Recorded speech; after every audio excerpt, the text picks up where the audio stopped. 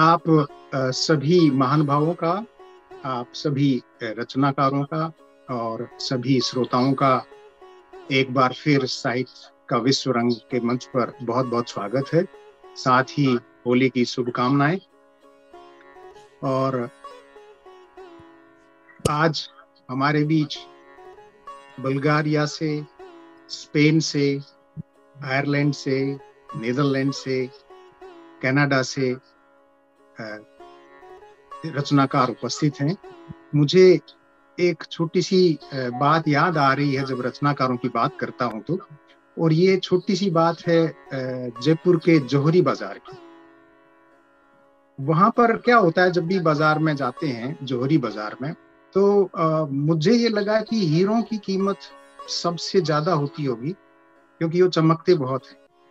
लेकिन जब एक जौहरी से बात हुई तो उसने मुझसे कहा कि पन्ना और माणक और नीलम जो हैं ये बहुत महंगे हो सकते हैं, और यहाँ तक कि कई बार बोला माणक की खरीदारी में हीरा जो है दलाली में चला जाता है।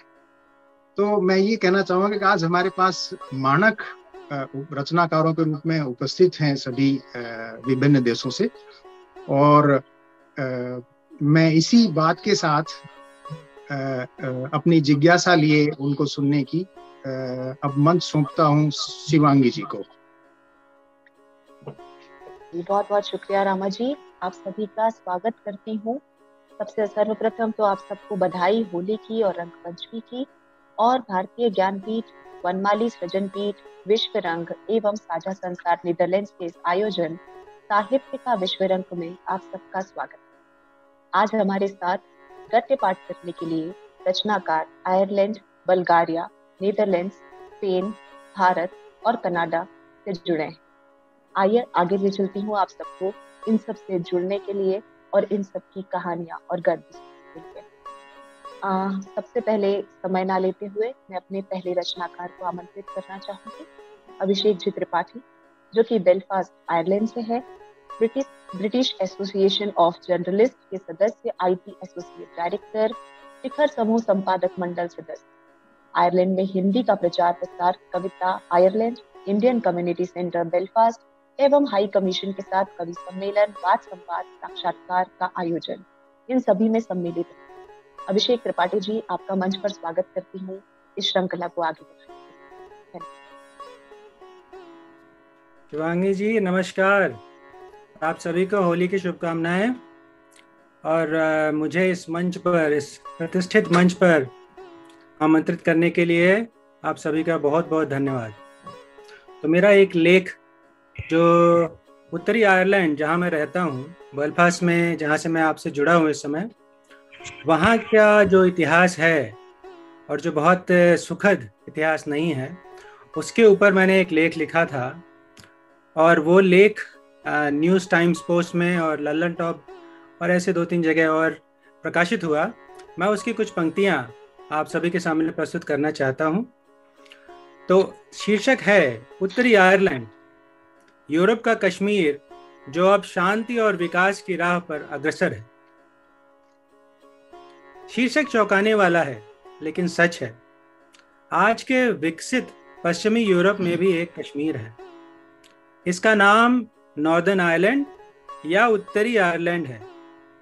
यह आयरलैंड के उत्तरी हिस्से में ब्रिटेन के अधीन एक विवादित क्षेत्र है। लगभग 18 लाख की आबादी वाले इस बेमिसाल प्राकृतिक सौंदर्य के क्षेत्र का इतिहास उतना ही बदसूरत है। खूबसूरत समुद्री किनारे, हरी भरी फिजा, हसीन फूलों की वादियां और लोगों के मुस्कुराते चेहरे देख आपको शायद कभी आभास ही ना हो कि एक जमाने में यहाँ दिन दहाड़े गोलियां चलती थीं। हर गली जंग का मैदान थी और लोग एक दूसरे के खून के प्यासे थे। दरअसल यह कहानी 17वीं सदी से शुरू होती है, जब इंग्लैंड के एक प्रोटेस्टेंट राजा ने आयरलैंड के कैथोलिक राजा को हराकर पूरे आयरलैंड पर कब्जा कर लिया था। इस राजा को किंग विलियम ऑफ ऑरेंज कहते थे, क्योंकि उनकी सेना नारंगी रंग के झंडे लेकर चलती थी। जीत के बाद विलियम की सेना ने पूरे आयरलैंड में मार्च किया। इसी मार्च की वजह से आज भी जुलाई महीने में उत्तरी आयरलैंड में बहुत तनातनी रहती है, जब प्रोटेस्टेंट लोग किंग विलियम की याद में यह मार्च निकालते हैं।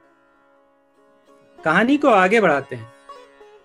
19वीं और 20वीं सदी में आयरलैंड भारत की तरह ही ब्रिटेन का एक उपनिवेश बना रहा। आपको यह भी बताते चलें कि यही वह दौर था जब लाखों आयरिश लोग काम धंधे की तलाश में अमेरिका चले गए, और आज हर 10 में से एक अमेरिकन अपने आप को आयरिश मूल का कहता है। भारत की तरह ही आयरलैंड की आज़ादी की लड़ाई लंबे समय तक चली।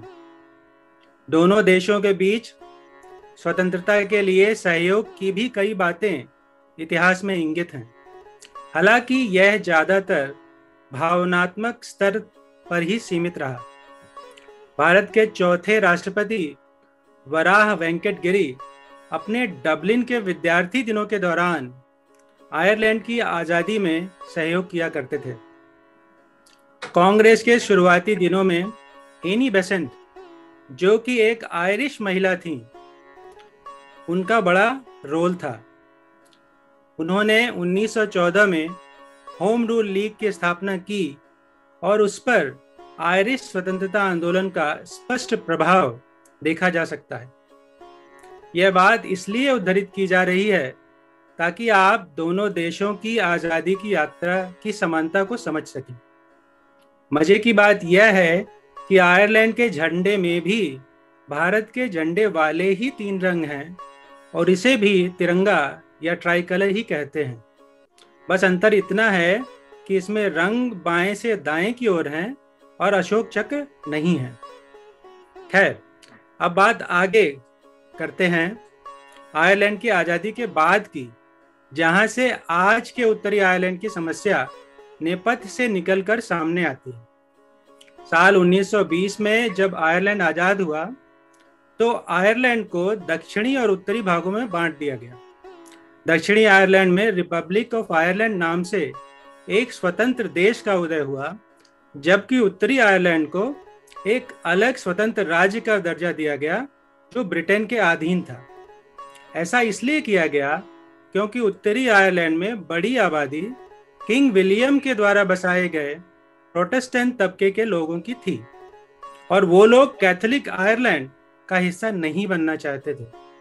यहीं से उस द्वंद्व की शुरुआत होती है जो आज तक बदस्तूर जारी है। उत्तरी आयरलैंड में आज भी यूनियनिस्ट और रिपब्लिकन पार्टी हैं। यूनियनिस्ट ब्रिटेन के प्रति वफादार हैं, जबकि रिपब्लिकन उत्तरी आयरलैंड को बाकी आयरलैंड में मिलाने की मांग करते रहते हैं। इन दोनों के बीच का झगड़ा कम्युनल और सियासी दोनों रंग लिए हुए है। ज्यादातर लोग अपने समुदाय के लिए ही वोट करते हैं। कैथोलिक और प्रोटेस्टेंट बच्चों के स्कूल अलग अलग हैं, उनके रहने के मोहल्ले भी अलग हैं और यहाँ तक कि उनके चर्च भी अलग हैं। 1960 के दशक में एक बुरा दौर शुरू हुआ जो शायद इतिहास में काले अक्षरों में लिखा जाएगा। इसे स्थानीय लोग द ट्रबल्स यानी वो मुसीबत कहकर याद करते हैं। एक राजनीतिक समस्या समाधान मांगते मांगते ऐसे खूंरेजी में तब्दील हो जाती है, इसका ही मुआयना यहाँ होता है। एक खूबसूरत देश में हिंसा की बदसूरती ऐसे फैली कि थमी ही नहीं। दोनों ओर से दर्जनों पैरामिलिट्री ग्रुप बनाए गए। ये सभी हथियारबंद लड़ाके थे और तमाम गैर कानूनी कामों में भी शामिल थे। एक तरफ से IRA यानी आयरिश रिपब्लिकन आर्मी के छापामार लड़ाके, तो दूसरी ओर ब्रिटिश सेना और पुलिस के सिपाही। IRA को आयरिश कैथोलिक समुदाय का जबरदस्त सपोर्ट था, तो उनके खिलाफ थी ब्रिटानी सरकार की समूची ताकत। पूरे राज्य को छावनी में तब्दील कर दिया गया। चप्पे चप्पे पर सेना के चेक पॉइंट, वॉच टावर, नागरिकों के अधिकारों का उल्लंघन भी हुआ। दूसरी ओर IRA ने हर गली नुक्कड़ को गोरिल्ला युद्ध का मैदान बना दिया। उनके छापामार युद्ध के कौशल ने ब्रिटिश सेना की नाक में दम कर दिया। मुकाबला जबरदस्त हुआ, दोनों तरफ से बहुत खून खराबा हुआ। दोनों तरफ से एक दूसरे पर निरीह नागरिकों को मारने के आरोप लगाए गए। कहीं बम फटे तो कहीं गोले। गोलियों की तो कोई गिनती ही नहीं। लगभग 3600 जानें गईं। आईआरए ने न सिर्फ उत्तरी आयरलैंड बल्कि इंग्लैंड में भी बम विस्फोट किए, जिसमें इंग्लैंड के कई हिस्सों में काफी दहशत फैल गई और इस समस्या की ओर ध्यान खींचने का आईआरए का प्रयास सफल हुआ। इसका एक भारतीय कनेक्शन भी है जो दुखद है। भारत के अंतिम वायसराय और पहले गवर्नर जनरल लुई माउंटबेटन रिश्ते में ब्रिटेन की मौजूदा महारानी के चाचा थे। वह महारानी को प्यार से लिलीबट कहकर पुकारते थे। उनकी पसंदीदा जगह उत्तरी आयरलैंड का एक शहर वॉरेन पॉइंट हुआ करता था। यह शहर आयरिश सी के मुहाने पर एक बंदरगाह है। वो अपनी छुट्टियां यहाँ बिताते थे और ज्यादातर समय अपनी नाव में घूमते थे। 27 अगस्त 1979 को जब वे अपनी नाव लेकर निकले ही थे कि बम विस्फोट में उनकी मृत्यु हो गई। इस घटना की जिम्मेदारी आईआरए ने ली थी, तो इसे मोहरा बनाकर आईआरए ने शाही परिवार पर एक चोट की थी। इसी तरह की एक और सनसनीखेज घटना थी ब्रिटिश प्रधानमंत्री मार्गरेट थैचर को मारने की योजना। 12 अक्टूबर 1984 के दिन आईआरए के एक धड़े ने दक्षिण इंग्लैंड के शहर ब्राइटन में उस होटल में बम विस्फोट किया जहां थैचर अपनी पूरी कैबिनेट के साथ पार्टी कॉन्फ्रेंस के लिए ठहरी थी। हमले में 5 लोग हताहत हुए, जिसमें एक एमपी भी थे। मार्गरेट थैचर बाल बाल बच गई। बहुत बहुत धन्यवाद आप सभी का। बढ़िया, अभिषेक जी बहुत बहुत धन्यवाद। इन रोचक जानकारियों के साथ आपने जिस तरह से विवरण दिया, जिज्ञासा जाग उठी अब और उत्तरी आयरलैंड के बारे में जानने के लिए। जिस तरह से आपने उसे भारत से जोड़ा, जिस तरह से आपने हमारे भारत का कनेक्शन उस अवस्था से बताया, हमारी जो फाइट रही आजादी को लेकर, कैसे वो भी उसी सेम दुविधा से जूझे, आपने ये सब हमें याद कराया। इतने संक्षिप्त विवरण में इतनी सारी जानकारी एक काफी बड़े शोध का परिचायक है। बहुत बहुत धन्यवाद आपका। आपका बहुत बहुत धन्यवाद और आप सभी का स्वागत है बेलफास्ट में, नॉर्दर्न आयरलैंड में। अब यहाँ बहुत शांति है, अब डरने की कोई आवश्यकता नहीं। जी जी जरूर, धन्यवाद, बहुत बढ़िया, बहुत बढ़िया। पहली प्रस्तुति के साथ ही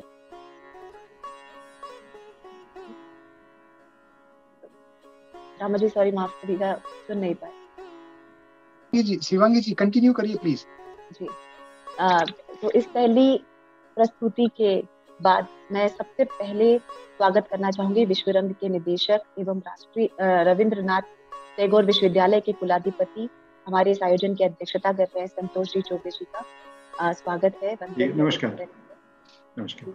हमारे इन आयोजनों की रीढ़ लीलाधर मंडलोई जी का, जो हमेशा हमारे साथ मौजूद रहते हैं, और सभी पाठकों का, सभी श्रोताओं का मैं हार्दिक अभिनंदन, स्वागत करती हूँ। आगे बढ़ती हूँ। दूसरी प्रस्तुति के लिए मैं बुलाना चाहूंगी हमारी प्यारी सी साथी शिवांतिका श्रीवास्तव जी को, जो इस समय नेदरलैंड्स में है। शिवांतिका जी का जन्म उत्तर प्रदेश के बस्ती जिले में सन 1987 में हुआ।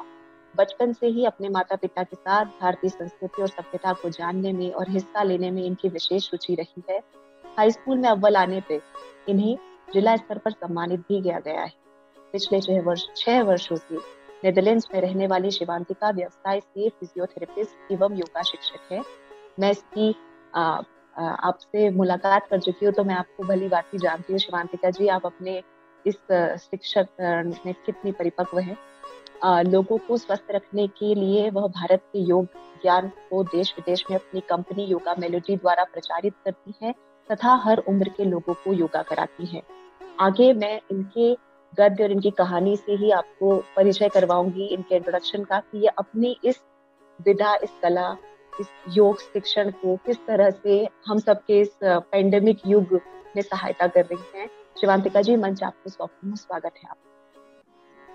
बहुत बहुत शुक्रिया शिवानी जी आपको और सभी श्रोतागणों को। आपको मेरी आवाज साफ सुनाई दे रही है? जी जरूर, बहुत अच्छी तरह से। अच्छा जी शिवानी, मैंने पहली बार कहानी लिखी है।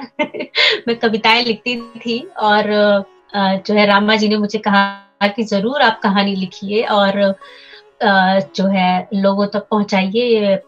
बहुत ही अच्छा लगेगा कि अगर हम छोटे छोटे कदम उठा के अपने इस पूरे विश्व को और खूबसूरत बनाएं, अपने काबिलियत से, अपनी सोच से और अपने संस्कारों से। तो मैं यहाँ पे नीदरलैंड में रहती हूँ और मेरी कहानी का शीर्षक है कोरोना काल एवं पंचतंत्र की कहानियां। मैं शुरुआत करती हूँ।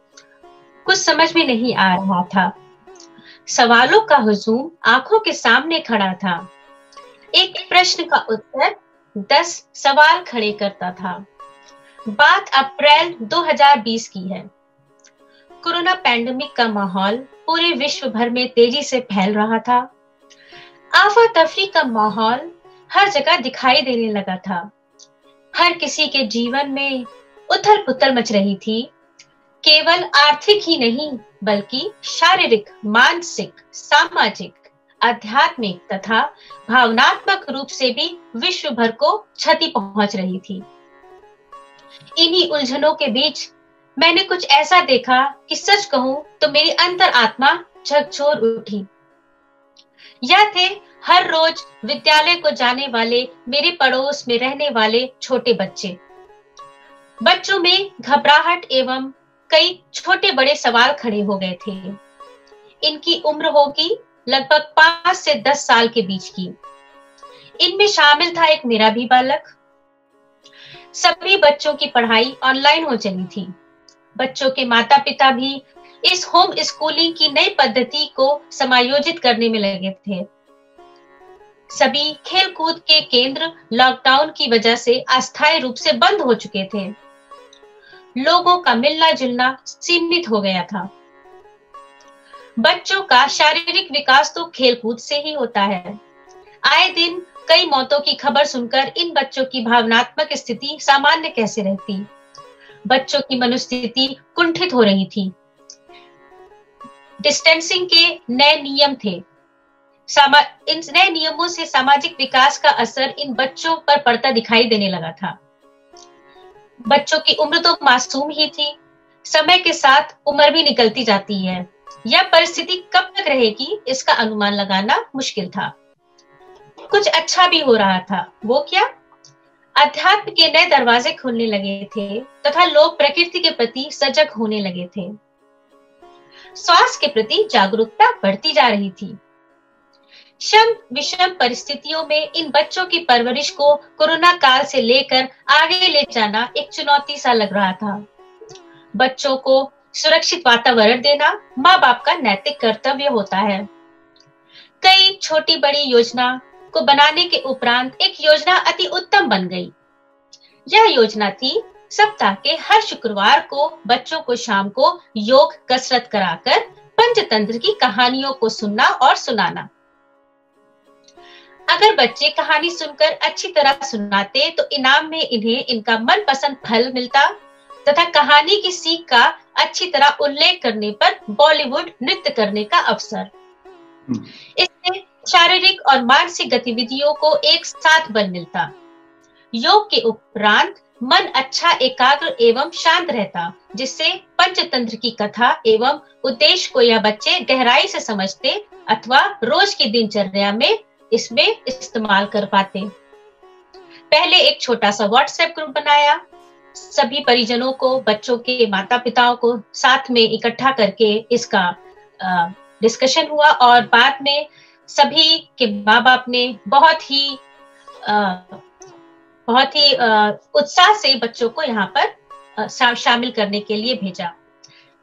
पहले 2 बच्चे हुए, फिर 3 बच्चे, फिर कुल मिला के 6 बच्चे। पंचतंत्र की कहानियों को अपने आप में एक मिसाल है। संस्कृत नीति कथाओं में पंचतंत्र का अहम स्थान माना जाता है। मनुष्य तथा पशु पक्षियों के कथा का पात्र होने से ग्रंथ की रचयिता पंडित विष्णु शर्मा जी ने बच्चों को की रोचकता को कथा के अंत तक बनाए रखने का अत्यंत उत्तम प्रयास किया है। पंचतंत्र के 5 तंत्रों में बांटा गया है। मित्र भेद यानी मित्रों में मनमुटाव एवं अलगाव, मित्र लाभ या मित्र संप्राप्ति, काकोलू हियम कौवे एवं उल्लुओं की कथा, लब्ध प्रणाश हाथ लगी चीज का हाथ से निकल जाना तथा अपरीक्षित कारक जिसको परखा नहीं गया तो उसे करने से पहले सावधान रहें, हड़बड़ी में कदम ना उठाएं। कथा को सुनने के उपरांत इन बच्चों को वार्तालाप गतिविधि के संदर्भ में शीर्षक पाठों की भूमिका तथा अन्य अर्थगत भूमिका का अवसर भी दिया जाता। इन प्रयास में बच्चों का संचार कौशल भी बढ़ता। नियमित रूप से होने वाले इस कार्यक्रम से बच्चों में पैंडेमिक की इस अस्थिरता भरे माहौल में एक स्थिरता की रोशनी नियमित रूप से जलती रहती। महीने बीतते गए, बच्चे पंचतंत्र की कहानियों में मशगूल होते गए और ताजुब की बात है, अब 1 बरस पूरे होने पर अगर पीछे मुड़कर देखती हूँ तो कोरोना काल की शुरुआत के अवसाद के दिन और बच्चों के पंचतंत्र की कहानी सुनते तल्लीन चेहरे, जिज्ञासु आंखें मेरे जीवन को खुशी से भर देते हैं। बच्चों के कहानी सुनने के लिए एकत्रित होते समय एकाग्रचित पढ़ते कदम एक नई ऊर्जा भर देते हैं। कहानी के अंत में जब कहती हूँ कि अब कहानी खत्म, सामने से कई बच्चे एक स्वर में बोल उठते हैं, मैडम अब अगली कहानी कब सुनाओगी। बस यही था उनकी रचना। धन्यवाद। बहुत सुंदर, बहुत ही सुंदर, बहुत बढ़िया। क्रांतिका जी, आपने जिस तरह से इस बढ़ते कोरोना काल और पेंडेमिक के दौर में बच्चों को सही शिक्षा और सबसे अच्छी बात मुझे लगी जिस तरह से आपने चॉकलेट देंगे गिफ्ट, आपको प्राइज में इसकी जगह फल दिया और शारीरिक गतिविधियां कराकर उन्हें उनकी जीवनचर्या में ये सम्मिलित कराया, ये मुझे सबसे अच्छी बात लगी आपके। शिवांगी जी, आपका माइक्रोफोन थोड़ा दूर है आपके मुंह से। अच्छा, अभी आवाज ठीक है? अभी आवाज ठीक आ रही है? जी जी जी जी आ रही। जी जी जी जी। तो शिवांतिका जी, बहुत बहुत धन्यवाद आपका। आपने इतनी सुंदर कहानी को, और आप तो जी रही हैं उस कहानी को, हमसे शेयर किया। आगे बढ़ती हूँ। पूजा अनिल जी का स्वागत उनकी ही जन्मभूमि उदयपुर से करती हूँ, जो 1999 में मैड्रिड स्पेन में वहाँ निवासरत है। 1999 से पिछले 1 दशक से स्पेन की राजधानी मैड्रिड में हिंदी की कक्षा चलाती हैं। इन्होंने विदेशी विद्यार्थियों के लिए हिंदी सीखने के रुचिकर नए तरीके बनाए हैं तथा भारत के बाहर हिंदी को प्रतिष्ठा दिलाने में सहयोग किया है। वे हिंदी एवं स्पेनिश दोनों ही भाषाओं में कविताएं लिखती हैं और परस्पर अनुवाद भी करती हैं। इनके द्वारा भारतीय एवं स्पेनिश कवियों की अनुदित कविताएं एक संग्रह में प्रकाशित करने की परियोजना विचाराधीन है। इन्होंने internet radio site radio playback India पर हिंदी उर्दू गीत संगीत के कार्यक्रम महफिल कहकशा का 2 वर्ष तक अपनी आवाज में संचालन किया। इतनी गुणवान सहभागी हमारे साथ हमारे बीच मौजूद हैं। इनका परिचय और लंबा है, पर मैं ज्यादा समय ना लेते हुए इन्हें मंच सौंपना चाहूंगी। पूजा अनिल जी, आपका स्वागत है। नमस्ते। नमस्ते। पूजा जी का एक जो परिचय है, संतोष जी जी, आपकी कहानी कथा देश में भी प्रकाशित हुई है। अच्छा, अरे वाह, बहुत बढ़िया जी। मुझे आपका पत्र आया था संतोष चौबे जी, आपका पत्र भी आया था जब कहानी मेरी छपी थी प्रथम विश्व रंग के समय। जी, तो जी, तब आपका ईमेल मिला था मुझे। अच्छा, अरे वाह। और मैं आज उसी कहानी का एक अंश पढ़ूंगी। जी जी जी, स्वागत। धन्यवाद शिवांगी जी, आपको बहुत बहुत धन्यवाद है। आपने बहुत लंबा परिचय दे दिया मुझे अब कुछ शर्म सी आ रही है। अच्छा, ये कहानी है भीतरी तहों में, और पाखी पत्रिका में प्रेम भारद्वाज जी ने इसे सबसे पहले जगह दी थी। 2015 की बात है। तो उसी कहानी का ये अंश मैं आपको सुना रही हूँ। पूरी कहानी पढ़ने की जगह मैं थोड़ा सा इसका अंश, और इसमें एक नायिका पत्र जो लिखती है वह पत्र प्रेम पत्र के जैसा है, तो मैं उस पत्र का वाचन करना चाहती हूँ, तो उससे थोड़ा पहले की भूमिका ले रही हूँ मैं। कहानी बहुत लंबी है तो पूरी कहानी नहीं ले पाऊंगी मैं। जी। आयशा जितनी बार उससे मिलती, सोमेश की हर मुलाकात उसकी यादों में सुरक्षित हो जाती। जाने कब आयशा की आंखों में सोमेश की यादों के घरौंदे बनने लग गए थे। छोटे छोटे प्यारे प्यारे सुंदर सतरंगी घरौंदे। वो सोमेश से जुड़ी हर याद से उन घरौंदों को सजाने लगी। धीरे धीरे इन घरौंदों ने एक कॉलोनी की शक्ल ले ली और बढ़ते बढ़ते इनसे एक यादों का शहर बस गया। सुंदर, सजीला, अनोखा, चमकदार शहर। कोई भूल से उसकी आंखों में झांक लेता तो उससे पूछ लेता, सूरज तुम्हारी आंख में रहता है क्या? वो हंसकर कहती, नहीं, मेरी आंखों में तो प्यार और खुशी रहते हैं। लोग उसे पागल समझ उस पर हंसते और उससे दूर हो जाते। जाने सच में उन्हें पागल लगती वो, या शायद डर जाते कि कहीं उनकी खुशी भी आयशा की आंखों में न समा जाए। वो अपनी पलकें बंद कर लेती कि रोशन इस शहर की चमक किसी को चौंधिया न दे। फिर भी प्रस्फुटित रोशनी की चमकदार किरणें आंखों के बाहर बिखर ही जाती और वो उन यादों की किरणों को अनमोल हीरे की तरह संजो कर रखने में जुटी रहती। देह के झूले पर पति का नाम चिपकाए झूलने वाली आयशा रात भर सो नहीं पाई। साजन पास नहीं, प्रेमी भी दूर। आयशा बेचैन हो उठी उस रात। सोमेश को 2 दिन के लिए शहर से बाहर जाना था। इस बीच एक रात को भी आना था। रात आई, उतनी ही खूबसूरती से आई जैसे नन्हा बच्चा हौले से आकर माँ से लिपट जाए और माँ खुद बच्ची बन पुलक पुलक जाए। हल्की ठंडी हवा के झोंके रात के चांद को देखने का बहाना दे रहे थे, पर आयशा इस खूबसूरत रात में यादों की गोद में जा डूबी। यादों के समुंदर में गहरे डूबकर उसने प्रेम पत्र लिखा। आज और भूल गई कि किसके लिए लिखा उसने यहाँ।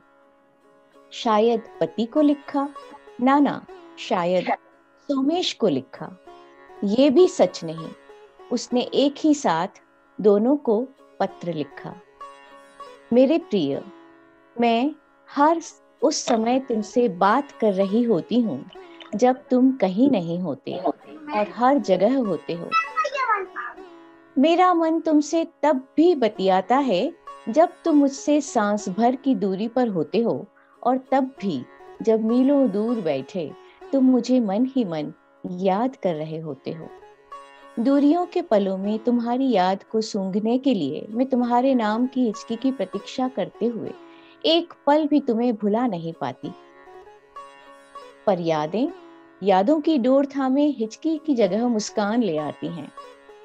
इन यादों और मुस्कानों के साथ भी तुमसे मेरी बात निरंतर चलती रहती है, बिना कहीं रुके और निःशब्द, तब तक जब तक कि मेरे कान तुम्हारी फुसफुसाहट से सुर्ख हों, लजाकर एक नाजुक सा गीत सुनने न चल पड़े। तुम पूछते हो मुझसे, क्या बात करती रहती हो मुझसे मेरी अनुपस्थिति में?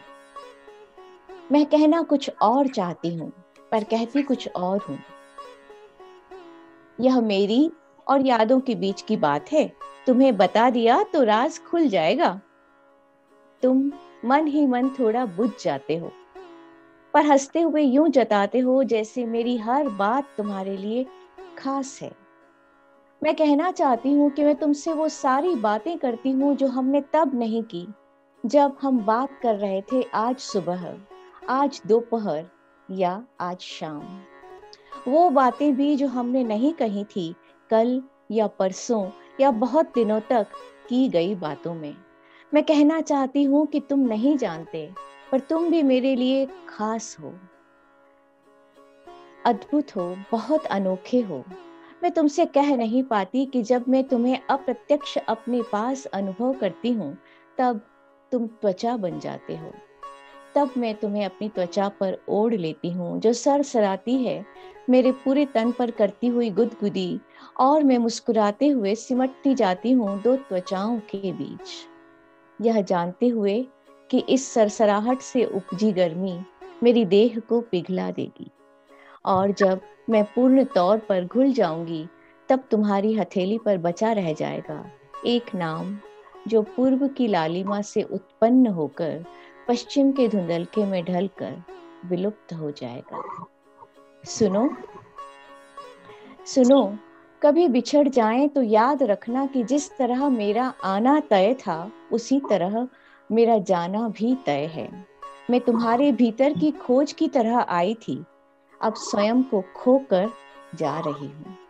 मेरी तिल भर यादें हवाओं की तरह तुम्हारे साथ रहेंगी, यह आएंगी और जाएंगी। तुम इन्हें देखकर कभी रो पड़ोगे, कभी हंस दोगे। तुम्हारे आंसुओं में झिल मिलाती हुई मैं सदा रहूंगी, और तुम्हारी हंसी में छिपी मुस्कान भी मेरी ही होगी। किसी दिन जब तुम अपने दोनों हाथों में पकड़ लोगे हवा में घुली हुई मीठी महक, तब मैं और तुम फिर बात करेंगे।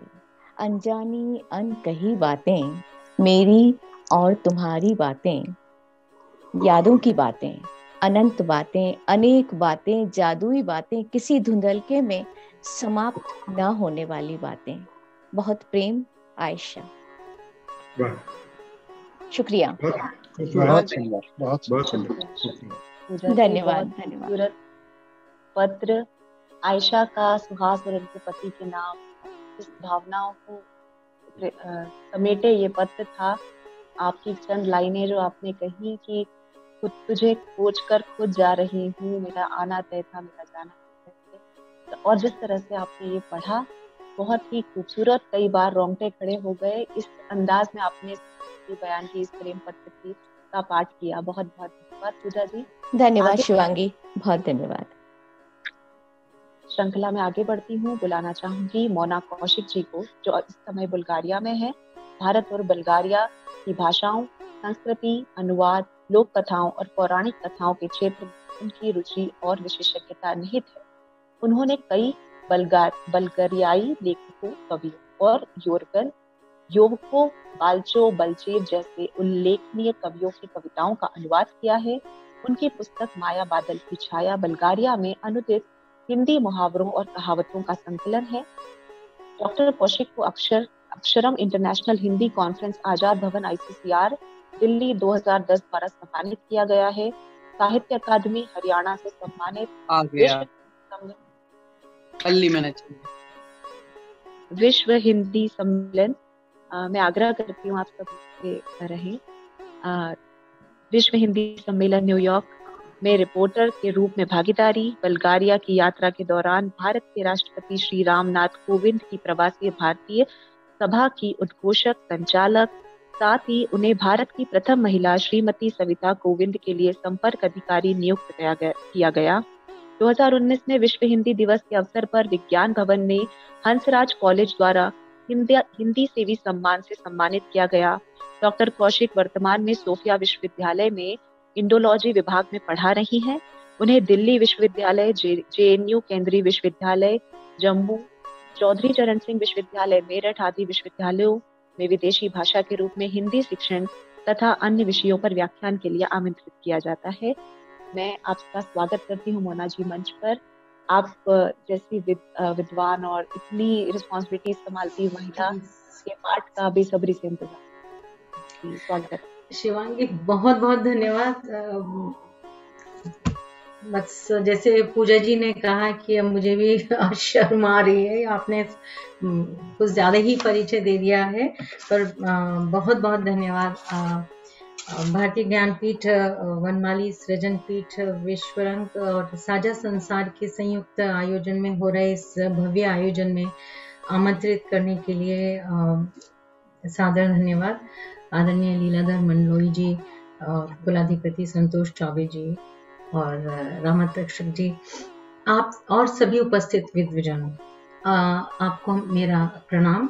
हम हिंदी से जुड़कर बस एक छोटा सा काम कर रहे हैं और आपने हमें याद किया, तो इसके लिए बहुत बहुत धन्यवाद। रामा जी को विशेष रूप से धन्यवाद कि उन्होंने बल्गारिया से खींचकर मुझे वैश्विक गद्य रचनाकारों के बीच में खड़ा किया। एक छोटी लघु कथा पहले मैं सुनाना चाहूंगी। समय 6 से 8 मिनट का मुझे दिया गया है, उतने में ही मैं समाप्त करूंगी अपनी बात।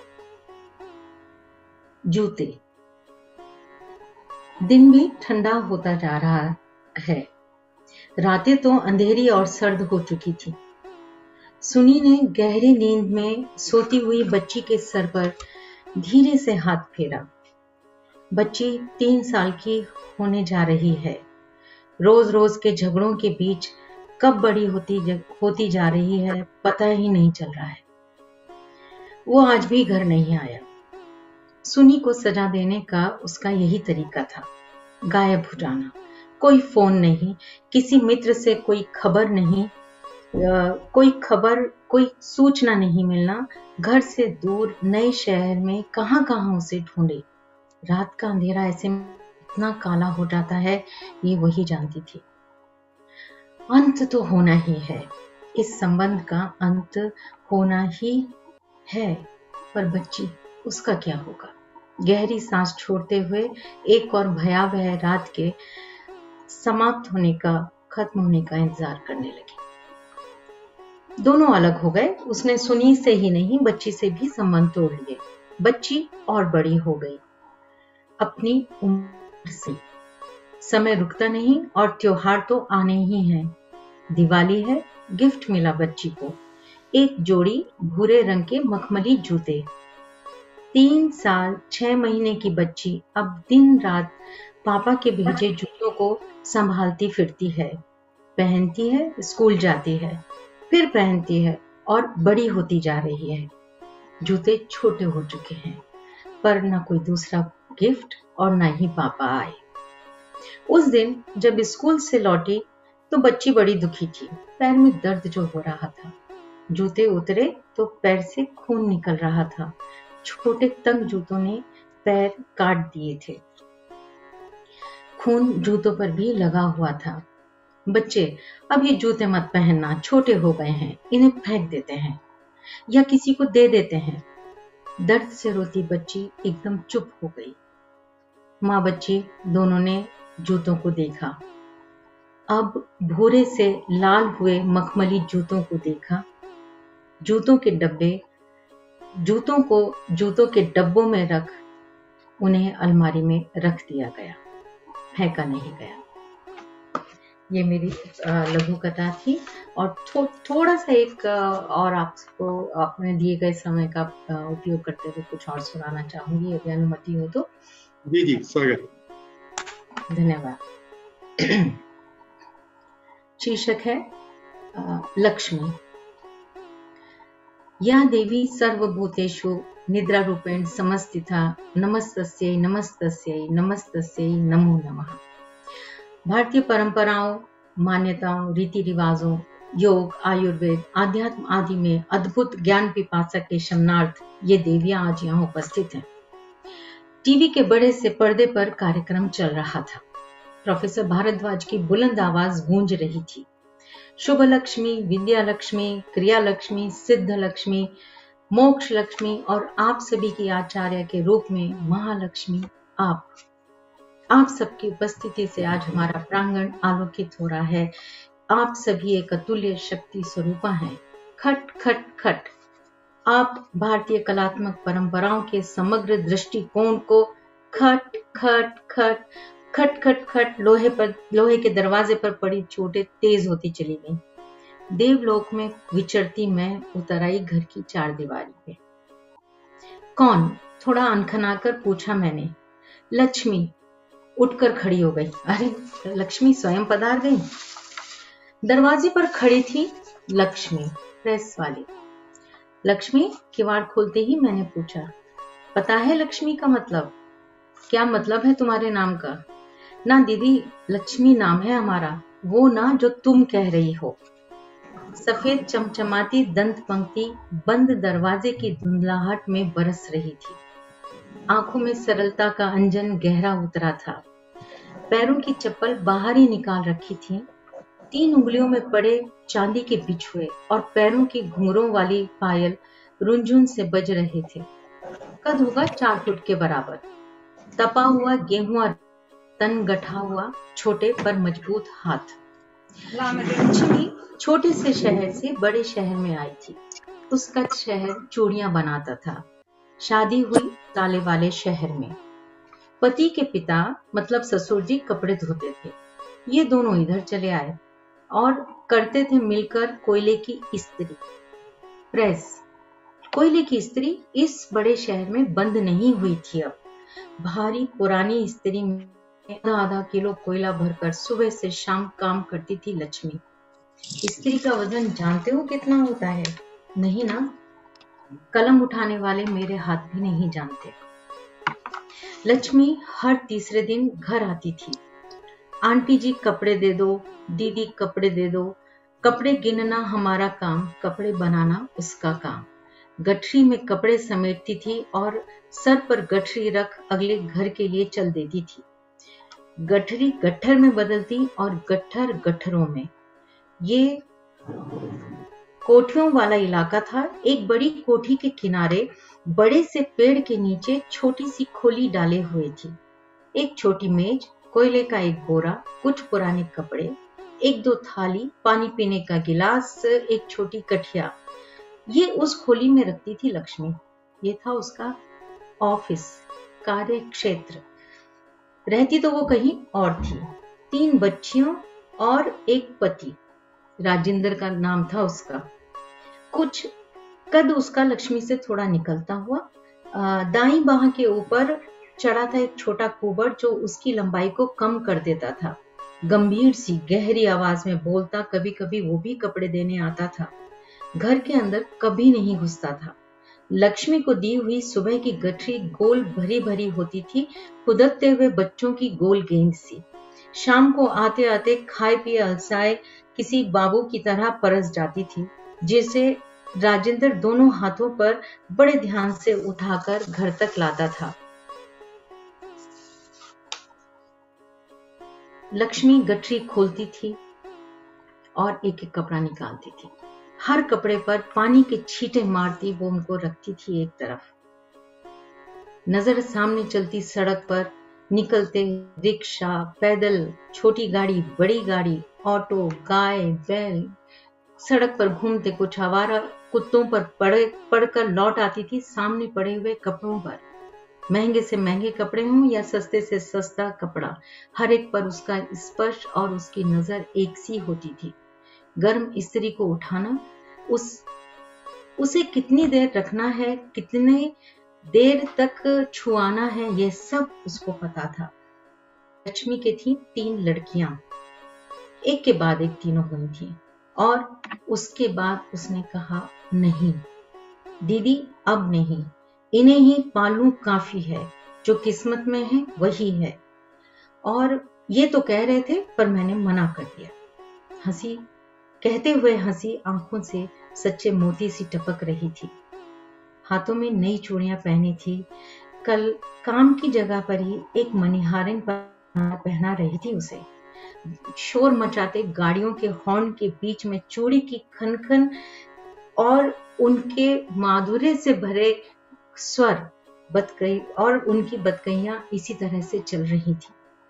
सर का पल्लू सरक भी नहीं रहा था, कभी नहीं सरकता था। अरे दीदी, कपड़े तो दे दो। लौट आई मैं फिर से अपनी लक्ष्मी के पास, अपनी कर्म लक्ष्मी के पास। बहुत बहुत धन्यवाद। बहुत सुंदर, बहुत सुंदर, धन्यवाद। बहुत सुंदर मीना जी, बहुत ही सुंदर। मोना जी, आपने जिस तरह से आपकी लघु कथा में एक संतान और पिता के बिछोह की बात कही और जिस तरह से लक्ष्मी और उसके परिवार की आप बीती और उनकी दिनचर्या से हमें अवगत कराया, बहुत ही खूबसूरत अंदाज में लिखा गया। एक एक चीज हम इमेजिन कर पा रहे थे आपके पढ़ने पर। तो इस खूबसूरती के साथ पढ़ने के लिए बहुत बहुत धन्यवाद। मैं आगे बढ़ती हूँ, हंसा दीपा जी को बुलाती हूँ। हंसा दीपा जी जो इस समय कनाडा में है, टोरंटो में है। मेघनगर, जिला झाबुआ, मध्य प्रदेश में जन्मी हैं। यूनिवर्सिटी ऑफ टोरंटो में लेक्चरर के पद पर कार्यरत हैं। न्यूयॉर्क, अमेरिका की कुछ संस्थाओं में हिंदी शिक्षण, यॉर्क विश्वविद्यालय टोरंटो में हिंदी कोर्स डायरेक्टर, भारत में भोपाल विश्वविद्यालय और विक्रम विश्वविद्यालय के महाविद्यालयों में सहायक प्राध्यापक, उपन्यास बंद मुट्ठी कुबेर व केसरिया बालम, उपन्यास बंद मुट्ठी गुजराती भाषा में अनुदित, कहानी संग्रह चश्मे, अपने अपने प्रवास में आसपास, 100% और न जाने कितने, कहानियां मराठी, पंजाबी व अंग्रेजी में भी अनुदित, पंजाबी में अनुवादित कहानी संग्रह पूर्ण विराम तो पहिला, भारत में आकाशवाणी से कई कहानियों व नाटकों का प्रसारण, कई अंग्रेजी फिल्मों के लिए हिंदी में सबटाइटल का अनुवाद, कैनेडियन विश्वविद्यालय में हिंदी छात्रों के लिए अंग्रेजी हिंदी में पाठ्य पुस्तकों के कई संस्करण प्रकाशित। ऐसे ही बहुत ही ज्ञानवान और बहुत ही ज्यादा विधाओं से सम्मानित हम बुलाना चाहेंगे डॉक्टर हंसा दीपा जी को। मैं मंच संभालने को उपस्थिति और आमंत्रित करती हूँ। हंसा जी, आपका स्वागत। बहुत बहुत धन्यवाद शिवांगी जी, आप सभी को मेरा सादर अभिवादन। कार्यक्रम में आमंत्रित करने के लिए मैं भारतीय ज्ञानपीठ, वनमाली सृजन पीठ, विश्वरंग एवं साझा संसार की हार्दिक आभारी हूँ। मित्रों, बाल मनोविज्ञान पर मेरी कई कहानियां हैं, उनमें से एक छोटी सी कहानी प्रस्तुत कर रही हूँ। कहानी का शीर्षक है बड़ों में। परी 8 साल की है, उसे बड़े होने का बहुत शौक है। अभी अभी उसके दूध के दांत टूटे हैं, जिन एक छोटी सी डिब्बी में संभाल कर रखा है उसने। छोटे छोटे उभरते वयस्क दांतों को दिखाते हुए वह अपने आप को बड़े लोगों में शामिल करने लगी है। वह रोज स्कूल के बाद ऐसे काम करना चाहती है जो उसे बड़ा बना दे। वही करना चाहती है जो वह देखती है और जो काम करना उसे पसंद है। जैसे कि उसे अपनी टीचर बहुत पसंद है। वे एक जापानी गुड़िया की तरह दिखती हैं। उनका नाम है मिस वोंग। तो उसकी पहली पसंद है मिस वोंग बनना, वैसे ही पढ़ाना, वैसे ही कपड़े पहनना और वैसे ही मुस्कुराना। जब उन्होंने बताया था कि बादल कैसे पानी बरसाते हैं तो पूरी कक्षा दंग रह गई थी। वही बात जब घर आकर उसने अपने छोटे भाई को समझाने की कोशिश की तो वो ध्यान ही नहीं दे रहा था। सच तो यह है कि छोटू पूरा का पूरा बुद्धू है, खेलने में लगा रहता है बस। बड़े उत्साह से उसने मम्मी पापा को बताया तो वे भी हूं हां करते रहे। शायद इसीलिए परी को लगा कि उसे अभी मिस वोंग की तरह समझना नहीं आता, समझाना नहीं आता। मम्मी से कहा कि अब वो बहुत मेहनत करेगी, लिखने की, पढ़ने की और खास तौर से समझाने की प्रैक्टिस करनी पड़ेगी, क्योंकि उसे मिस वोंग की तरह कक्षा 2 की टीचर बनना है। मम्मी को अच्छा नहीं लगा, बोली, तुम प्राइमरी स्कूल के टीचर कैसे बन सकती हो परी? तुम्हें तो डॉक्टर बनना है। नहीं मम्मी, मुझे डॉक्टर नहीं बनना। मुझे किसी को सुई लगाना अच्छा नहीं लगेगा, कड़वी दवाई खिलाना तो बिल्कुल भी अच्छा नहीं लगेगा। डॉक्टर बहुत खराब होता है, सब बच्चे डॉक्टर को देखकर रोते हैं। याद है उसे, जब जब वे शॉर्ट्स के लिए जाते थे, डॉक्टर खूब से सुई डाल देती थी उसकी में। उफ, ना दर्द होता था। ऐसे कोई कैसे बच्चे को सुई चुभा सकता है? ऐसा काम तो वह कभी नहीं करेगी। डॉक्टर नहीं, टीचर नहीं, तो क्यों ना वह सैलून वाला काम करने के बारे में सोचे। सब लोग सैलून जाते हैं, पापा तो हर सप्ताह जाते हैं, मम्मी भी आईब्रो बनवाने जाती है। तो आज उसने सैलून खोलकर दादी, मम्मी दोनों को अपने सैलून में बुलाया। दोनों मैम को चाय कॉफी के लिए पूछा, दोनों के बाल बनाने की कोशिश की, झूठ मूठ नेल पॉलिश भी लगाई, धागे से आईब्रो बनाने की कोशिश की। तभी पापा आ गए, कहने लगे, क्या परी, तुम भी ना, तुम ये काम नहीं कर सकती। मेरी राजकुमारी लोगों के बाल बनाएगी, आईब्रो बनाएगी? नहीं, कभी नहीं। उसने कहा, अब यह काम भी मेरी लिस्ट से कट गया है, तो फिर ये तो क्या करे, क्यों ना कोई अच्छी सी दुकान शुरू करे। ये इतने बेकार खिलौने हैं जिन्हें कोई छूता भी नहीं है। जिनके काम के हैं वे इनके पैसे दे दें और अपनी पसंद का खिलौना खरीद लें। हर खिलौना अगर डॉलर शॉप की तरह $1 में बेच देती है तो अच्छी कमाई हो जाएगी। यह दादी को पसंद नहीं आया, कहने लगी, दुकान खोलना भी हो तो नेम ब्रांड की खोलो परी, सेकेंड हैंड की नहीं। अब क्या करे वह, दादी की पसंद के बारे में सोचने लगी। गर्मी के दिन है, बाहर टेबल लगाकर सही का लेमोनेड बनाकर बेच सकती है। $1 में 1 गिलास बेचे तो गर्मी में इधर से निकलने वाले लोग खरीद लेंगे। नींबू निचोड़ लो, खूब सारा पानी डाल दो और शक्कर डाल दो। यह तो हमारी कक्षा ने स्कूल में भी किया था और सबसे ज्यादा हमारी कक्षा के पैसे इकट्ठे हुए थे। बस सामान जुटा ही रही थी कि दादाजी ने टोका, तुम इतने छोटे काम के बारे में मत सोचो बेटा, अपना तो बड़ा 5 स्टार रेस्टोरेंट है, कुछ बड़ा सोचो। दादाजी घर में सबसे बड़े हैं, सारे बड़े काम ही पसंद करते हैं, लेकिन ये काम तो रियल में कई लोग करते हैं। उन लोगों के मम्मी पापा या दादा दादी उन्हें कभी मना नहीं करते। इसी उहापोह में 1 सप्ताह निकल गया, अभी तक कोई नया काम करने को सोचा नहीं। आज जब बाहर घूमने जा रहे हैं सब, रॉयल ओंटारियो म्यूजियम देखने, वे लोग जब अंदर पहुंचे सब कुछ भव्य था। बड़ी बड़ी मूर्तियां कांच के बॉक्स में बेहद नायाब तरीके से सजाई हुई थी, लेकिन परी उस गाइड को देख रही थी जो मीठी आवाज में बहुत अच्छी तरह वहां का इतिहास बता रही थी। काली स्कर्ट, काला ब्लेजर और गले में लाल स्कार्फ, नेम टैग गले में टंगा था। नया आइडिया उसके दिमाग में कुलबुलाने लगा। नानी को फोन पर सब कुछ बताना था। मम्मी का ब्लेजर और हाई हील के जूते पहने, ऊन की डोरी बनाकर एक कागज पिरोया, लिखा परी। अपना नेम टैग गले में लटकाकर नानी को फेस टाइम किया, हूबहू सब कुछ बताया जो कुछ उसने वहां देखा था। कहा, नानी बड़ी होकर गाइड बनना चाहती हूँ। नानी खूब हंसी, कहने लगी, क्या बात है परी, बहुत बढ़िया। ओहो, मेरे बच्चे को यह काम करना है, लेकिन गाइड क्यों बनोगे बच्चे आप? आपकी नानी तो प्रोफेसर है, बनना ही है तो प्रोफेसर बनो ना। नानी को कैसे समझाए, तो जानती तक नहीं कि प्रोफेसर कैसे पढ़ाता है, उसे बच्चे कितना पसंद करते हैं। जब कुछ मालूम नहीं उसके बारे में तो कैसे सोच सकती है। करने का उत्साह खत्म हो रहा था। सामने मेज पर पहले उसके वाटर कलर और क्रेयॉन्स पर नजर गई तो क्लिक हुआ कि उसे पेंटिंग का बहुत शौक है। पूरी बुद्धू है वह, पहले क्यों नहीं सोचा। चलो अभी तो देर नहीं हुई, अब उसके पास ऐसा काम है जो शायद सबको पसंद आए।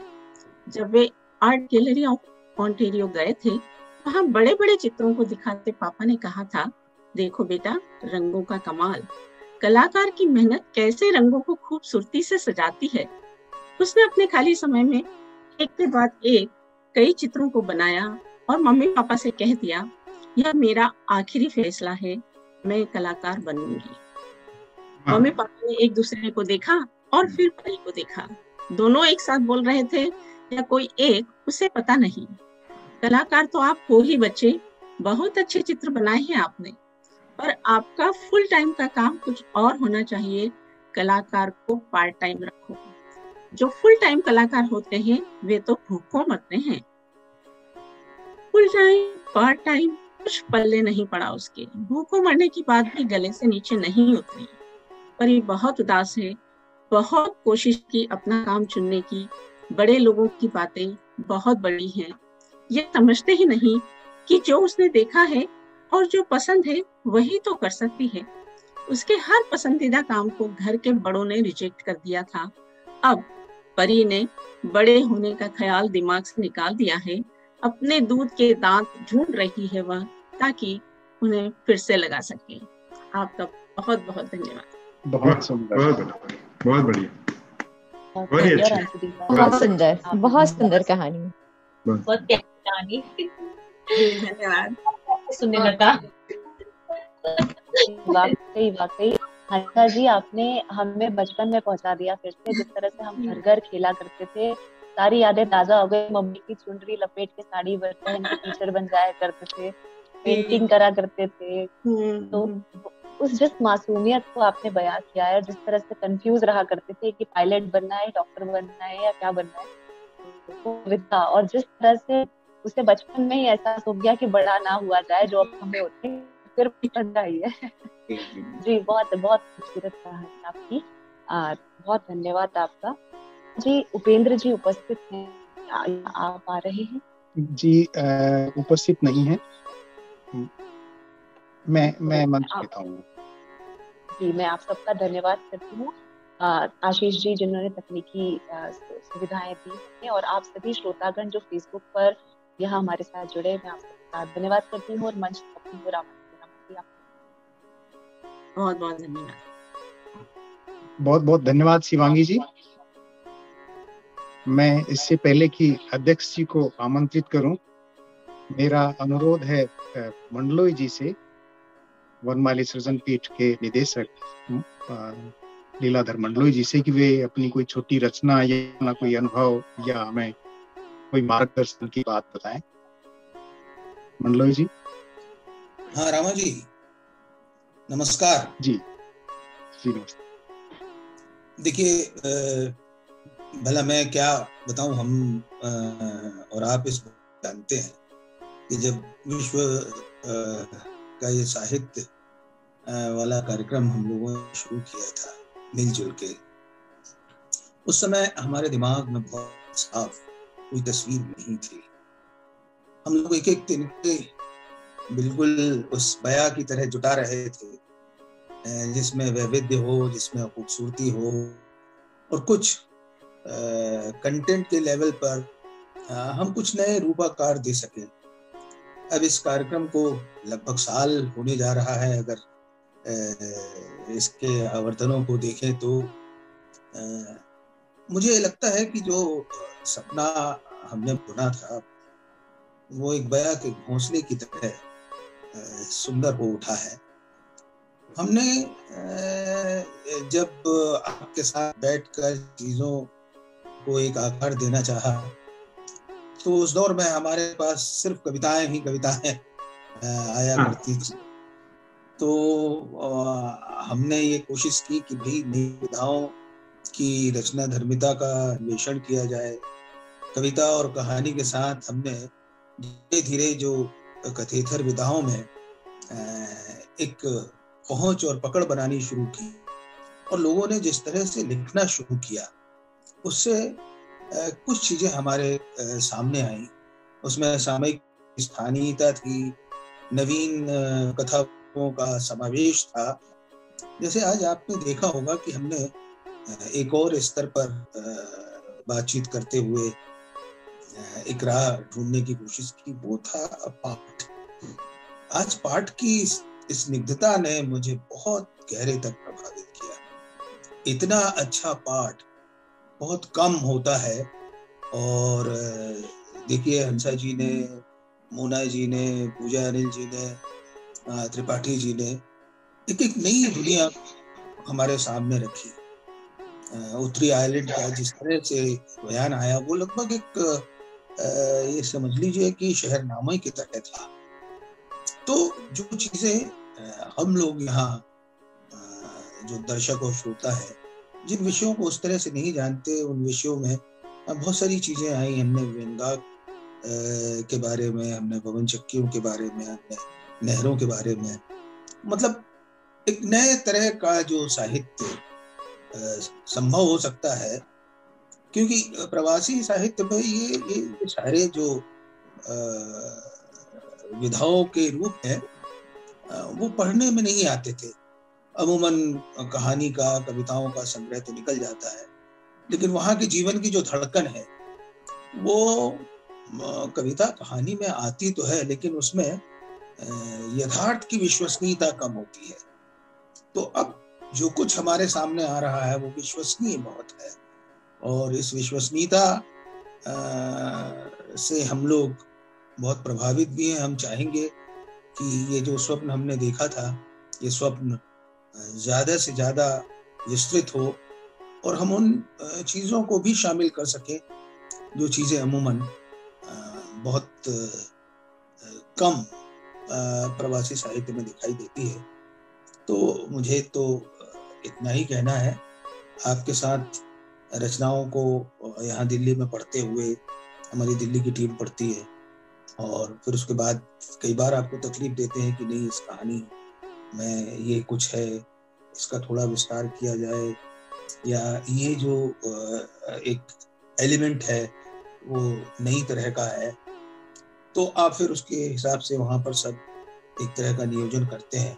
और ये सब कुछ तो इसी बात पर टिका हुआ है कि आप इतनी शिद्दत के साथ रचनाकारों से संपर्क करते हैं, उनकी रचनाएं मंगाते हैं और हमें अपने उन रचनाओं के पाठ का हिस्सा बनाते हैं। तो मैं तो आपका बहुत शुक्रगुजार हूँ और मुझे लगता है कि साहित्य का जो असली विश्व रंग है वो यही है।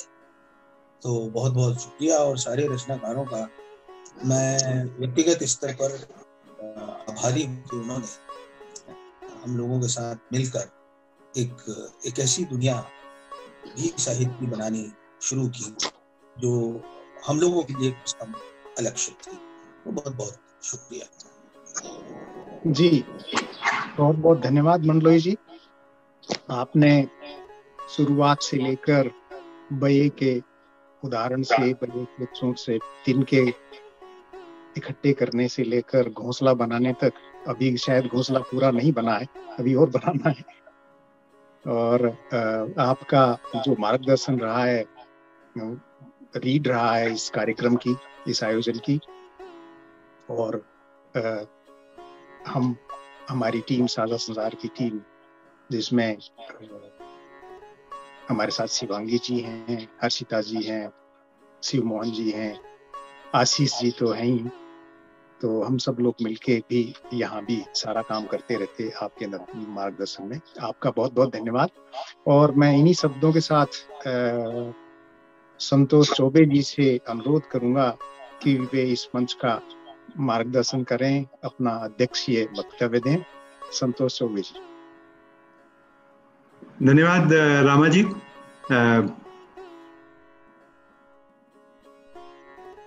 मैं मंडलोई जी से सहमत हूं कि जिस तरह से ये कार्यक्रम शेप अप हुआ है वो अपने आप में अनूठा है। और जिस तरह की रचनाएं पढ़ी जा रही हैं, जिस तरह का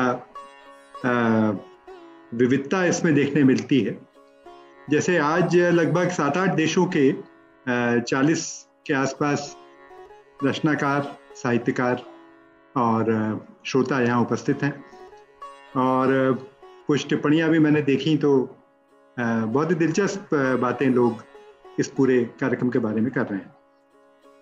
ये भी ठीक है कि जो संस्मरणात्मक साहित्य है या जो जिसमें इतिहास और लोकेल के दर्शन होते हैं, जैसे कि आज आयरलैंड के बारे में जो कहा गया, बहुत ही अच्छा। वो तो खुद पत्रकार भी हैं अभिषेक जी, तो बहुत ही सुंदर था। और एक तरह से वो सारा पिछले 30-40 साल, 50 साल का संघर्ष हमारी आंखों से गुजरा।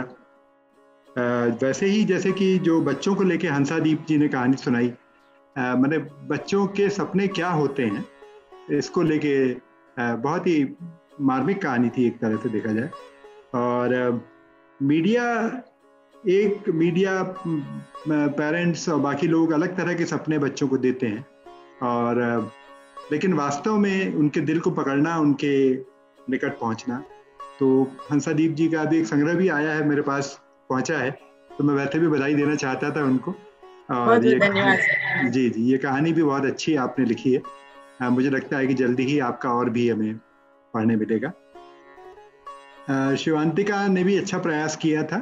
उन्होंने संस्मरण की तरह से कहानी को लिखने की कोशिश की, जो कि मेरा ख्याल 1-2 और प्रयास में कहानी शेप ग्रहण करेगी। वो बढ़िया, उसकी भावना बहुत अच्छी थी, और वो जो बच्चों से रिलेट नहीं थी, वो मुझे लगता है कि सुंदर बात थी। पूजा अनिल जी की कहानी तो बहुत ही मैच्योर थी, वो मीडिया में भी काम करती हैं। तो मंडलोई जी ने सही कहा कि उनका पाठ करने का तरीका लगभग ऐसा जैसा कि वो मीडिया पर पाठ कर रही हैं। मॉड्यूलेशन भी बहुत अच्छा था, और वो तो महफिलें कहकशां चलाती भी हैं। तो इस तरह तो मुझे लगता है कि उनके पाठ में वो बात थी, और बहुत ही सुंदर, बहुत अच्छा पाठ उन्होंने किया। ऐसे ही मोना कौशिक की कहानी भी बहुत ही मैच्योर कहानियाँ थी। बीच में थोड़ी देर के लिए मेरी लाइट चली गई थी, तो उनकी दूसरी कहानी मैं रिस्टोर करते समय दूसरी कहानी मैंने मिस की, लेकिन पहली कहानी मैंने पूरी सुनी, और वो बहुत ही अच्छा काम उन्होंने किया।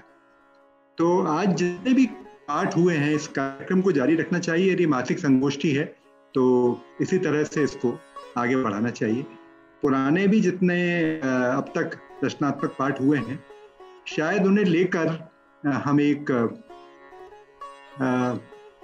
प्रकाशन भी कर सकते हैं या उसका एक संग्रह जैसा करने की बात सोच सकते हैं, जो आपकी लीडरशिप में हो, और उसकी थोड़ी एडिटिंग संपादन हमारी दिल्ली की टीम कर लेगी। तो मुझे लगता है कि कुछ समय गुजरने पर उसका एक संग्रह भी सामने लाया जा सकता है, जो विविधा की तरह से होगा। उसमें एक ही विधा नहीं है, लेकिन विविध काम वो कर पाएगी। जहाँ तक सारी रचनाओं का आज का सवाल है, सबको बहुत बहुत बधाई देता हूँ। मुझे भाषा के स्तर में और कथ्य के स्तर में कहीं पर भी कमी उसमें लगती नहीं है, और धीरे धीरे ये सारी बात बहुत ही मैच्योरिटी के लेवल पर आगे बढ़ रही है। आप ज़रूर एक संग्रह के बारे में सोचें। यदि मुझसे कुछ पाठ की अपेक्षा हो तो मैं ये कहूँगा कि कल ही मैंने एक बहुत ही लंबी कहानी पाठ किया है, जो लगभग घंटे सवा घंटे की कहानी थी, और आप में तो कुछ लोग उसमें शायद थे भी। मैं बहुत छोटा सा अंश, एक अनुवाद मैंने अभी किया है, वो उसका पढ़ देता हूँ, उपसंहार में से पढ़ देता हूँ, जिसमें मेरा भी कुछ योगदान इस संगोष्ठी में हो। आप जानते ही हैं, आप सभी लोग, मनलोई जी भी जानते हैं कि मैंने भी हाल में ही शूमाकर का एक अनुवाद किया है, उसको काफ़ी पढ़ा गया है। उसका दूसरा एडिशन अभी हाल निकल रहा है। शूमाकर यूँ तो जर्मन थे, लेकिन इंग्लैंड में रहे, और इंग्लैंड में ही अंततः रहे। भारत से उनका बड़ा संबंध था, और बर्मा में, भारत में तो एक बुद्धिस्ट इकोनॉमी उन्होंने प्रमोट की थी। स्मॉल इज ब्यूटीफुल उनकी फेमस किताब है। तो ये दूसरी किताब है, उसका मैंने अनुवाद किया था। उसके उपसंहार में से कुछ अंश मैं आपको पढ़ देता हूँ, जिससे मेरा एक गद्यात्मक योगदान भी इसमें से हो। जी, और जी। स्वागत है संतोष जी। सबको देने के बाद मैं अपना ये अंश प्रस्तुत करता हूँ। इसका उपसंहार है, इस किताब का है। इस किताब का नाम मैंने भ्रमित आदमी के लिए किताब रखा था। तो रामा तक्षक ने कहा कि भाई, कोई भी आदमी अपने आप को भ्रमित नहीं मानता है, पर बात यह है कि शूमाकर ने किताब का नाम रखा है गाइड फॉर द परप्लेक्स्ड। तो अब जो परप्लेक्स्ड है वो एक भ्रम की अवस्था में तो होता ही है, तो मैंने उससे छेड़छाड़ नहीं की और उसको वैसा ही रखा है। ये उपसंहार शिवांतिका के थोड़ा आसपास पहुंचता है। शिवांतिका की चिंता कोरोना को लेकर थी, और कोरोना के बाद बनते विश्व को लेकर थी, तो ये लगभग उस जगह पहुंचता है। मैं इसके एक दो पृष्ठ आपको पढ़ के सुनाता हूँ। उन्होंने डिवाइन कॉमेडी का रूपक लिया है अपनी किताब में, तो डिवाइन कॉमेडी से ही वो अंत भी करते हैं। आपको मालूम ही है कि दांते की बड़ी प्रसिद्ध कविता 13वीं सेंचुरी के आसपास लिखी गई थी, उस रूपक में ये समाप्त होता है। डिवाइन कॉमेडी में दांते जब जागते हैं और अपने आप को भयानक घने अंधेरे वाले जंगल में पाते हैं, जहां वो कभी जाना नहीं चाहते थे, तो पहाड़ पर चढ़ने की उनकी सदिच्छा उनके काम नहीं आती। पहले उन्हें दावानल में उतरना पड़ता है, जिससे वे पाप के यथार्थ को पूरा पूरा समझ सकें। आज के समय में उन लोगों को जो आज की परिस्थितियों को उसी दावानल के समकक्ष समझते हैं, डूम्सडे वॉचर या निराशावादी कहा जाता है।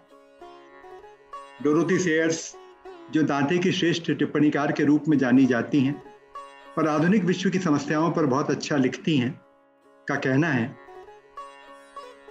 दांते के उपन्यास का दावानल आधुनिक मानव समाज के पाप और भ्रष्टाचार का ही एक चित्र है।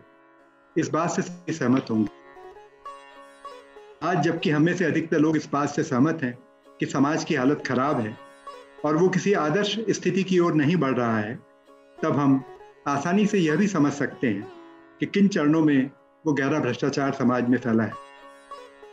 निरर्थकता बोध, एक जीवित आस्था की अनुपस्थिति, गिरी हुई नैतिकता की ओर भटकाव, लालची किस्म का उपभोक्तावाद, आर्थिक गैर जिम्मेदारी, अनियंत्रित और गुस्सैल स्वभाव, जिद्दी किस्म का व्यक्तिवाद तथा हठधर्मिता, हिंसा, जीवन तथा संपत्ति के प्रति सम्मान का कम होना, जिसमें खुद का जीवन और संपत्ति भी शामिल है, सेक्स के आधार पर शोषण, विज्ञापनों और प्रचार द्वारा भाषा का खराब होना, धर्म का व्यवसायीकरण, मनुष्य को अंधविश्वास और जनोन्माद तथा मंत्रमुग्ध करने वाले वक्तव्यों द्वारा नियंत्रण में लेना, खोखलापन और जनजीवन का कठपुतलियों की डोर खींचने जैसा नियंत्रण, भौतिक सुखों में गैर ईमानदारी, बौद्धिक गैर ईमानदारी, असहमतियों को बढ़ावा देना, एक वर्ग को दूसरे के और एक देश को दूसरे के खिलाफ खड़ा करना, जिससे पता नहीं किसको क्या मिलता है, संवाद के सभी तरीकों के साथ जालसाजी और उनका नाश, व्यक्ति की सबसे निम्न स्तरीय और सबसे मूर्खतापूर्ण भावनाओं का शोषण, अपने ही भाई बंधु देश और चयनित मित्रों के साथ धोखाधड़ी, जिनके प्रति शायद आपने समर्पण की शपथ ली थी।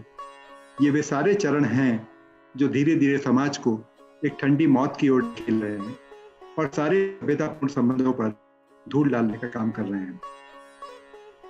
देखिए कि ये कितनी और कैसी अपसारी समस्याएं हैं, और फिर भी लोग गुस्सा हो जाते हैं जब उनसे कहा जाता है कि समाज का पुनर्निर्माण बाहर से नहीं भीतर से होगा। उपरोक्त पैराग्राफ लगभग 25 वर्षों पूर्व लिखा गया था। उसके बाद ढलान की तरफ ज्यादा प्रगति हुई है, पर अब हम दावानल की गहराई को पहचान पाते हैं। ये उपसंहार का पहला पैराग्राफ है। इसके अंतिम पैराग्राफ में को पढ़ देता हूं। जीवन जीने की कला खराब परिस्थिति को अच्छी परिस्थिति में बदलने की कला है। सिर्फ तभी जब हम समझ लेंगे कि हम गर्त में गिर चुके हैं और कुछ नहीं बल्कि समाज की ठंडी मृत्यु और सभी सभ्य संबंधों का विनाश हमारा वहां इंतजार कर रहा है, तभी हम वो हिम्मत जुटा पाएंगे जिससे चीजों को उलट सकें। यह एक आध्यात्मिक किस्म का रूपांतरण होगा। इसका अर्थ दुनिया को एक नई रोशनी में देखना होगा, एक ऐसी जगह के रूप में जहां उन सभी चीजों को किया जा सकेगा जिनकी आधुनिक मनुष्य बात तो करता है लेकिन उन्हें करने में असफल रहता है। धरती की उदारता सबके लिए खाने का प्रबंध कर सकती है। हम अब पर्यावरण के बारे में इतना जानते हैं कि धरती को सुरक्षित रख सकें। लोगों के रहने के लिए धरती पर पर्याप्त जगह है और इतनी सामग्री भी कि सबके घर का निर्माण हो सके। हम इस बारे में सक्षम हैं कि लोगों की आवश्यकता के अनुरूप भोजन का प्रबंध कर सकें और किसी को भी दयनीय दशा में रहने की आवश्यकता नहीं है। पर सबसे बढ़कर ये कि आर्थिक समस्या एक अभिशाप है जिसे पहले ही सुलझा लिया गया है। हम जानते हैं कि कैसे सबको पर्याप्त रूप से मिल सकता है और इसके लिए किसी हिंसात्मक, अमानवीय, आक्रामक तकनीक की आवश्यकता नहीं है। हमारे सामने कोई आर्थिक समस्या नहीं है, देखा जाए तो कभी थी भी नहीं। हमारे सामने नैतिक समस्या है। नैतिक समस्याएं अभिसारी समस्याएं नहीं होती जिन्हें हमारे भविष्य की पीढ़ियां बिना किसी प्रयास के सुलझा लें। वे अपसारी समस्याएं होती हैं जिन्हें समझा जाना और उनसे पार पाया जाना आवश्यक है। तो मित्रों, ये इस अनुवाद का एक अंतिम चैप्टर से कुछ पैराग्राफ थे। मेरा ऐसा मानना है कि साहित्य और कलाओं का ये काम है कि वो इन समस्याओं को सुलझाने में हमारी मदद करें।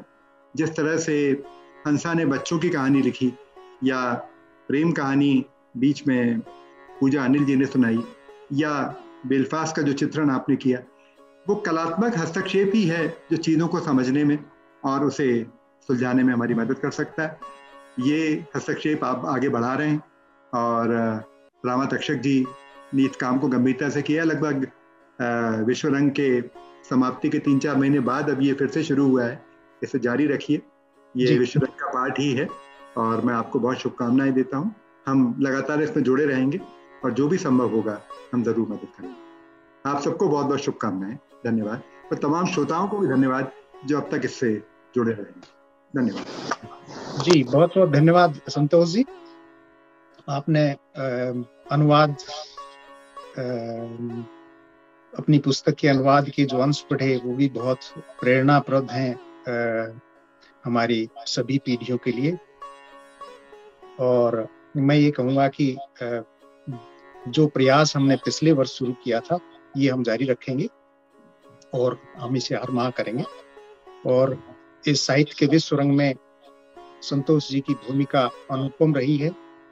विश्व रंग के सपने को साहित्यिक और सांस्कृतिक आंदोलन बनाने के बारे में तो सभी परिचित हैं। साथ ही मंडलोई जी का जो मार्गदर्शन हमें मिलता रहा है उससे हमें बहुत बल मिला है। और आगे भी मिलता रहेगा, यही हमें आशा है। अब अभी हमें बहुत सीखना है। इसी के साथ मैं आप सभी सभी विद्वजनों को, सभी रचनाकारों को, साथ ही आशीष जी को जिन्होंने तकनीकी मंच को संभाला, और शिवांगी जी को भी पुनः पुनः बधाई, धन्यवाद। इसके साथ ही मैं सभी श्रोताओं को, जिनमें मैंने देखा गोपाल जैन जी कनाडा से जुड़े हुए थे, इंग्लैंड से जय वर्मा जी जुड़ी हुई थी, भोपाल से भी बलराम गुमास्ता जी हमारे साथ थे, मौसमी परिहार, संगीता जौहरी, उमेश जी को भी मैंने देखा, आमोद जी भी हमारे साथ थी, फलकनाथ जी भी हमारे साथ थे, और सुची मोदी भी हमारे साथ थी। तो इन्हीं शब्दों के साथ और पुनः मिलने की आशा के साथ अगले माह आप सभी को बहुत बहुत धन्यवाद, आपका हार्दिक आभार, प्रणाम, नमस्ते। शिवांगी शुक्ला को भी बधाई, उन्होंने बहुत अच्छा संचालन किया और उनका नाम छूट गया था, उनको भी बहुत बधाई। जी धन्यवाद, धन्यवाद, धन्यवाद। बहुत सुंदर शिवांगी जी जी, नमस्ते, नमस्कार।